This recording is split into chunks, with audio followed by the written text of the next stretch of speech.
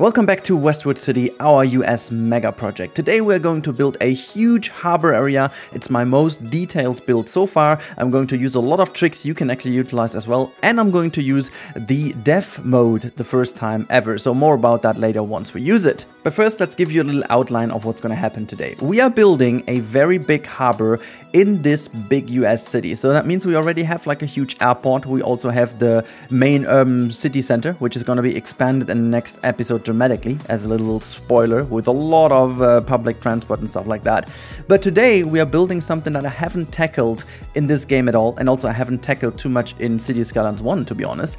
It is going to be a huge harbor which is focused on a lot of industry and connections to the industrial demand. We also have a cargo ship hub, so to say, and we also have a passenger ship port with a bit of a tourism attraction. We are going to have like a fair area, a trade fair area, where we will be able to host some trades and stuff. We will have a lot of focus on other facilities that will make themselves a good spot in here, and we are going to make it as detailed as possible. So that said, you can see the very beginning was to find out how I make this harbor look as good as I can, and I came up with something that I haven't seen anyone doing so far, and I tested a unique technique in which I'm going to use the pedestrian wide road in order to create this retaining wall that is created as soon as you build something into the wall, into the terrain, but therefore you needed to have a certain height. I will show this to you in the real-time part later, how you exactly do this.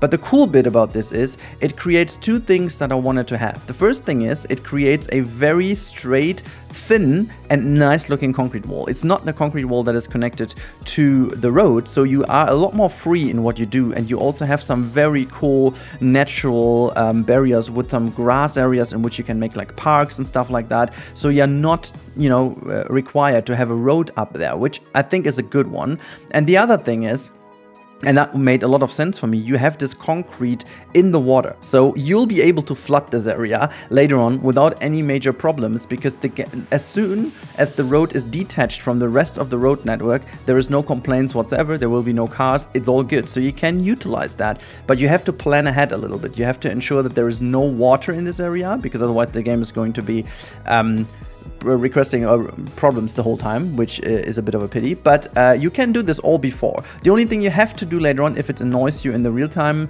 playing, you have to name these streets all with a simple dot. You know, that's what I did later on. It's not in the video included, but I sat down for a couple of minutes to rename all the cities with a simple dot, because that always helps in order to make it invisible below the water. This white little dot, just honestly, it looks like a little reflection on the water, so you are not even noticing it. I tried a couple of things with the road on top, but it didn't really work out. I wanted to use the highway over here in order to see if I can use the sound barriers to make something cool looking, but at the end of the day I just ended up keeping that as a little styling element. And then I started also laying out some pedestrian roads over this area. Now I have to admit that only a small portion of the harbor is usable, actually. The main reason for that is that I did one major mistake, and I was too far into the project to correct that mistake.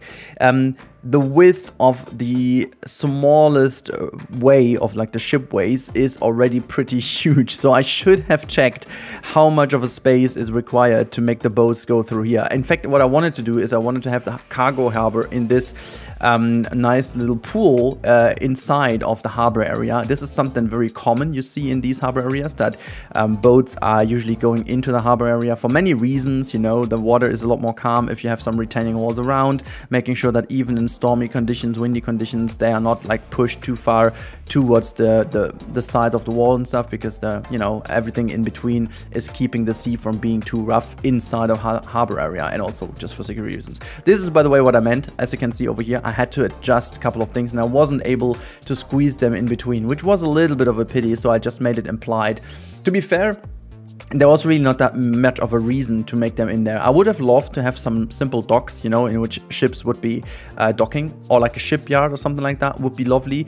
We don't have anything like that in the game. I would love to have it in the future, but as of now we don't have it. So I just did it in an implied way. But if you want to do a harbor like that, make sure to measure how wide and big these shipways are in order to make them really go in here. So what I wanted to do is to make like one shipway. I mean, it would be totally unnecessary, but just for the looks of it, guide this one through here just so that they drive through the harbor and just put a bit more life in there. But you know, at the end of the day, there is still a lot of life going on, as you will see in the real-time part.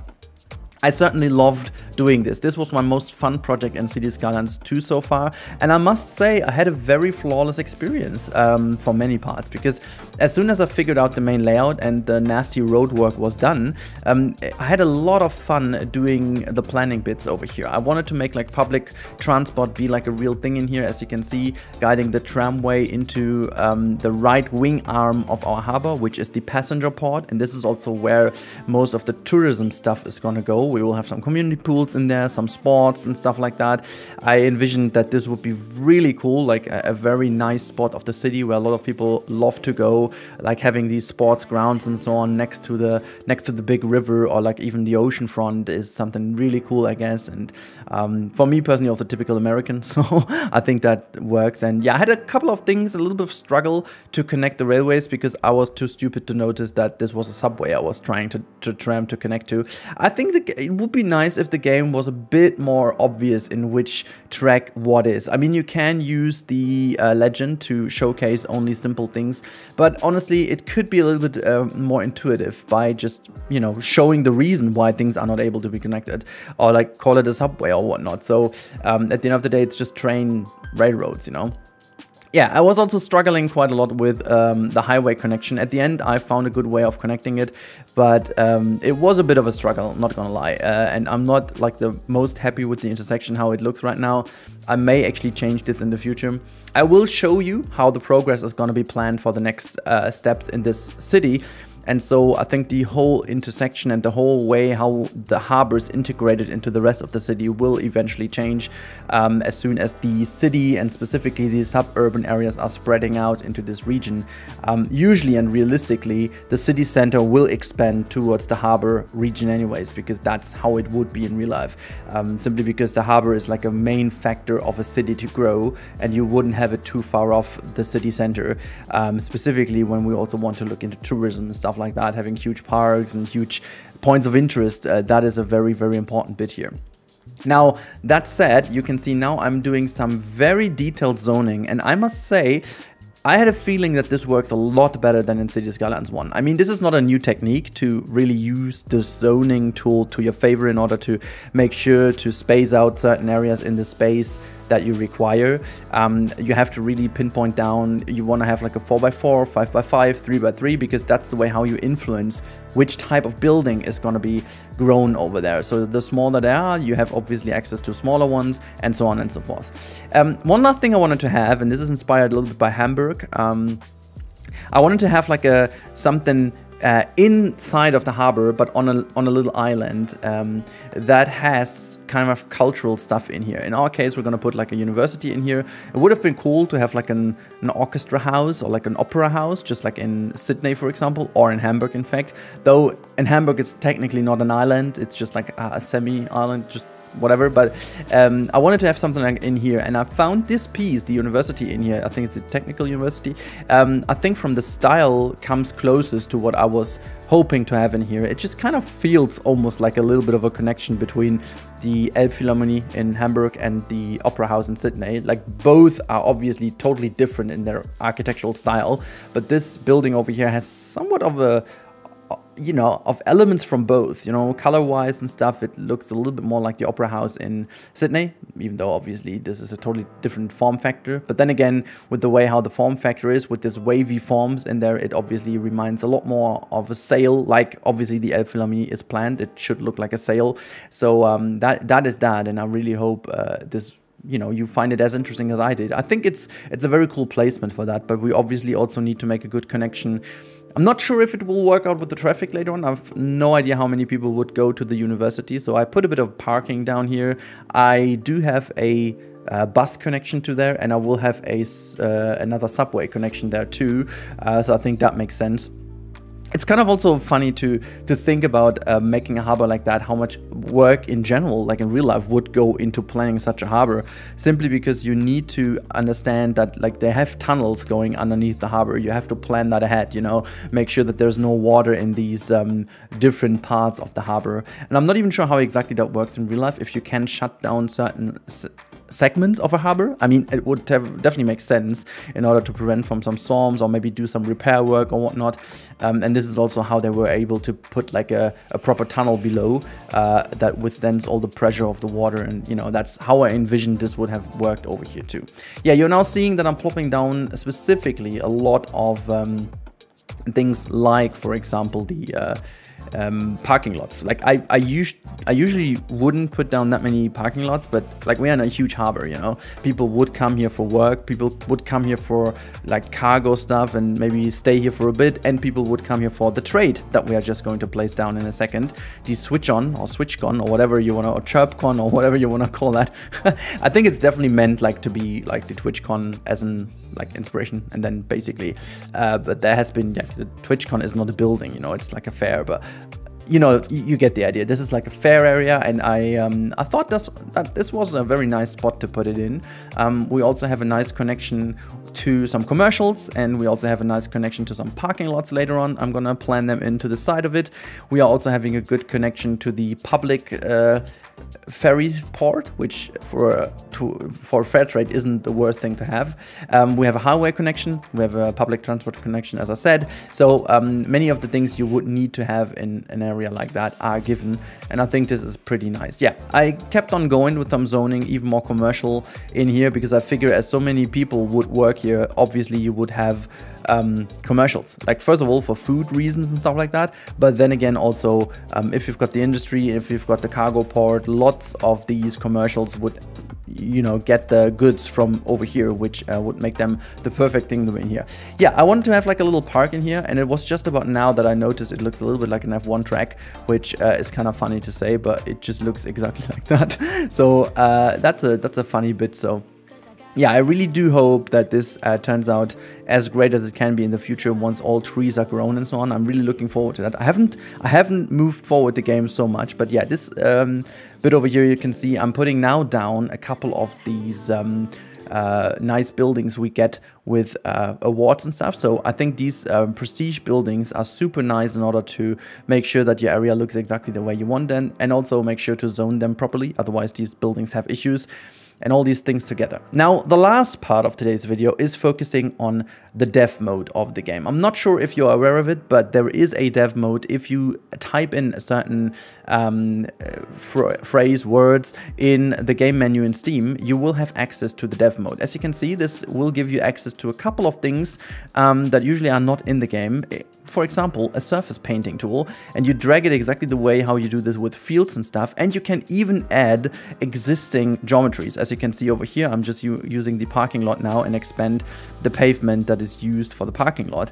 And so you can fill in a lot of these gaps that usually look super ugly, and that looks fine, like really fine. But before you go nuts already on your seat right now, this is very dangerous as of now. It's not meant to be in the game. It's not meant to be baked into, even though I have to say the UI and everything is very clean. You can use it very nicely, and I didn't really have too many issues while using it, but then saving the game or taking some photos or whatever, or play the game, will eventually cause some issues and eventually some crashes. Once the game crashes, your save file basically is corrupted. So make sure whenever you use that, if you want to use that, ensure that you do not save the game once you have had it corrupted. Make sure to save before you're using the surface painting tool. I was able to recover some of it. You'll see that in the real-time part later on. And I was also able to utilize the most of it. And for now, the game runs fine, but I'm also doing like a constant inflow of saves. I have autosave enabled for that. So just to ensure that I don't break my game. And I try to use it also in a minimal way to only do some you know, just beautification things over here. You can also add some pieces from the menu. As you can see, I put down some lanterns, some fences. There are some some elements from the parking lot, the booth and stuff I could use. So that was really nice. And so I ended up doing something I wanted to do for a while now, and I'm so happy that this works. I just decided to make like a dedicated electric vehicle charging station, almost like a Tesla supercharger area over here. And I thought that would be nice to have it down here by the sports area and where like the public transport is. I imagine people would bring their electric car here and then just like go maybe to the soccer field, watch a game, I don't know, or just go into the community pool and just leave their car here charging until they go again and have like a fully charged vehicle, which I think is beautiful. And I used a couple of these props that you can get from the menu, simply also to plan it, to just use it, to see how it works. And I have to say it worked super nice. And I honestly, this, as much as I love it, it still creates the question in my head, why the heck we don't have these props in the game anyways? Like, it just works as like dropping these things from a menu. Legit, you just need to have this thing in a menu. That's all we needed, and that would have been so cool already. You can see I'm just like plopping these down, and I didn't change anything. There is no mod required for that, okay? So in case you're wondering, I don't even have anything modded to the game. The only thing I did is I put in -- developer mode into Steam as a code, and then you can use it. I mean, there are videos out there to use it, so you can do it yourself on your own risk, obviously. So yeah, it's very cool. Some of the pieces have the issue though that they change the color, and sometimes they do actually go invisible, but all of that said, it still worked pretty stable for me. So maybe, you know, Paradox just kept this away from us because it's not fully fledged out as of now. But this gives me hope to have like a proper prop menu in the future with a lot of these things. And like this surface painter, let alone, is amazing. Just imagine we get this thing with different textures and stuff. That is absurdly cool to have, like super quick, super nice. And I also feel like it works a lot more stable than the surface tools we had in Cities 1 with the modding community.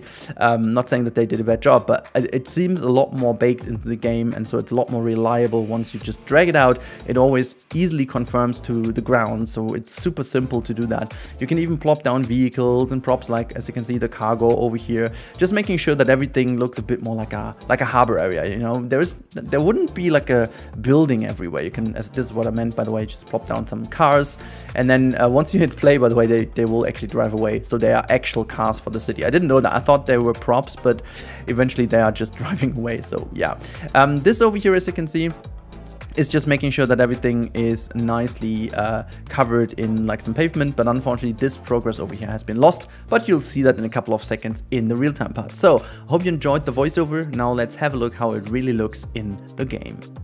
So, as I was promising, we are in the game, and actually I found a save that has not all, but most of the things I used from the dev tool in the game. As you can see, there is some more asphalt and very nice lined parking lots and stuff in here. So, specifically in these areas, you can see how much of a improvement it is if you have the chance to use the dev tools and they work. But I may have to add, it's very likely it's going to break your game. I was very cautious doing a lot of saves along the way, and I was only able to recover one of the autosaves. The actual save I made was corrupted, so be very careful in order to do that. But as promised, I will show you around a little to show in detail what I've done. So as you've seen the technique I used, and I will show this technique to you in real time real quick, and I will also make like a dedicated video about this. It's relatively simple. You just go into the level terrain tool, and then you basically just want to decrease the brush size, increase the brush strength, and then you go and search for like a very low level water. So I would just say like this third or maybe fourth level down here. You just right click to set the height, and then I would always recommend to just test it over here to see if the water, yeah, that looks good to me. Are you kidding me? Just like always the radio coming in.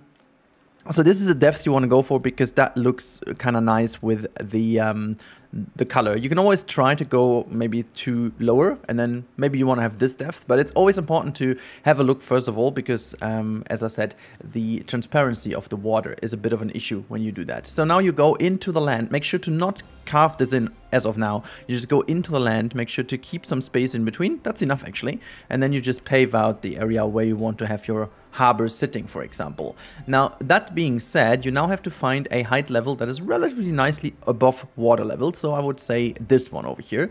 And what you will do now is obviously make sure that you do the sides of it, and then you just basically paint wherever you want to have your harbor sitting. Just going to make this very simple for you right now. So that should be it. And now the next bit you're going to do is take the road you want to take. You know, you could also try to make it with the small one, but that one is a little bit harder to achieve with the walls. So this is why I used the wider pedestrian street. Make sure to bring down the elevation step to the lowest available, because sometimes you just have to adjust this. And then you drag it all the way in so that you have like a nice carving point. As I said, make sure to see that the leveling stays on 0%. So that is very important, because this will make sure that this is very straight and nice looking. So I would also recommend to disable the snapping, because this way you will be able to do it a lot more simple. And as you can see, the more you move it up, the more it creates this little incline. And I want to do this as much as possible. Be careful, as long as the wall is being presented to you, it's all good. So there you go, you've done that nicely.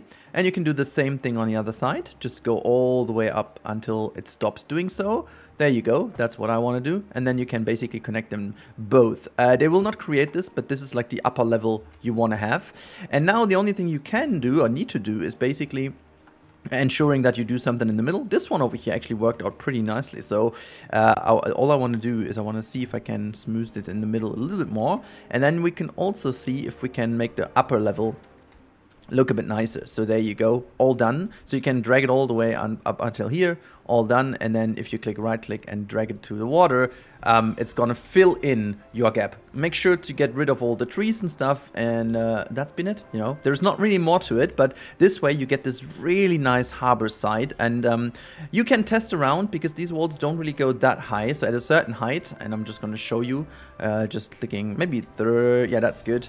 Let's see if that goes. Yeah, still that would work. And then you can test until when the leveling is working. So you know, in order to make it, there you go. Okay, now you would need to measure how high that goes, but this is certainly the highest point you can go with these retaining walls of carving into the ground. And then you could basically from over here measure, simply click here, and that's the highest you can do. Very nicely. It's actually pretty high. If you see that in comparison to buildings and stuff, you can do some really nice stuff with it.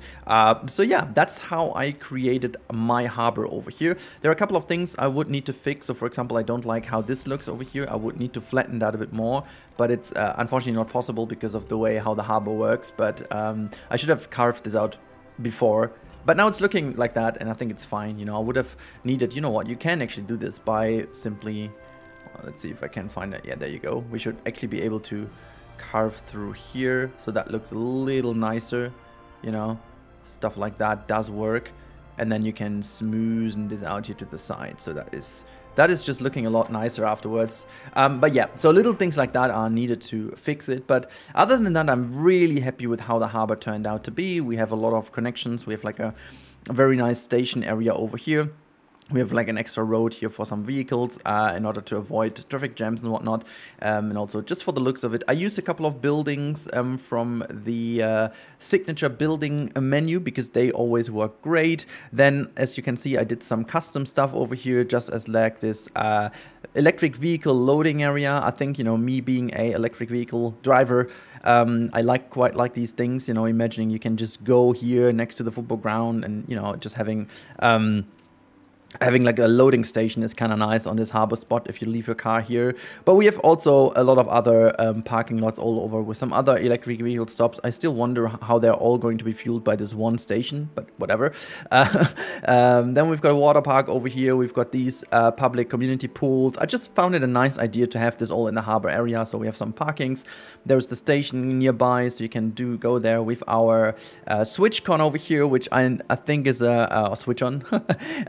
Which is very nicely leveled in here, so layered in here. I think it's really cool also to have like these connections with there's like a train station over here for the tram, so you can actually get here, but there are also parking lots all around to get some parking done. And I may actually add some more parkings around the area. In general, we have like a lot of parking in the harbor area, simply because many people would go here for work and whatnot. And you know, these things, I think, actually they stand out. It looks good. A couple of things I have to adjust is this area, but I will focus on adjusting this while adding this to the whole city. As you can see, the city will need to expand into those two regions anyways, and then the harbor later on will be a lot more integrated specifically into the suburban areas that will go and span out a lot more into this region. So the highway will look a lot more integrated once we are done with that. We already have like a nice little country road leading into one part here. We will certainly have like another road going this direction, and we will have this main road also connect into the harbor area. But obviously we also have like the highway connection at this point, but it's very unlikely like people who live over here would need to go all the way to this highway connection in order to get here. That's a little bit stupid, so we will have to check for these things. And just to give you an idea where this is in our whole project, this is where the airport is, this is the harbor now, and yeah, it's gonna be very nice to see how this all turns out to be looking once we are done.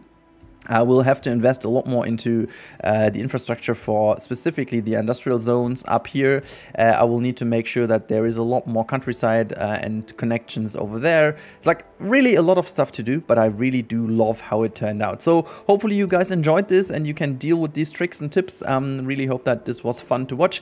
And if it did please you and you had a good time, make sure to subscribe to the channel if you haven't already, and also recommend the videos to others if you haven't already done that too, because, well, that always helps to get this out to people.